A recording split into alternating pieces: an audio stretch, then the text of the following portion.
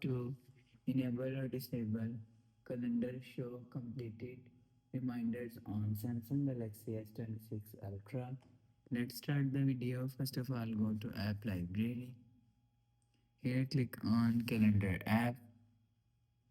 After click on Calendar app, click on this tree line icon and click on Settings icon. Now in Calendar settings, scroll down and you will see Show Completed Reminders is here. If you want to disable Show Completed Reminders, so turn off this button. After turn off this button, you will see Show Completed Reminder is disabled. If you want to enable Show Completed Reminders, so turn on this button. After turn on this button, you will see Show Completed Reminder is enabled. You will enable or disable Show Completed Reminders from here. After the process, go back to home screen.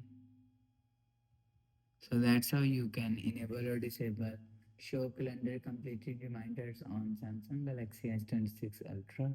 If you like the video, please subscribe. Thanks for watching.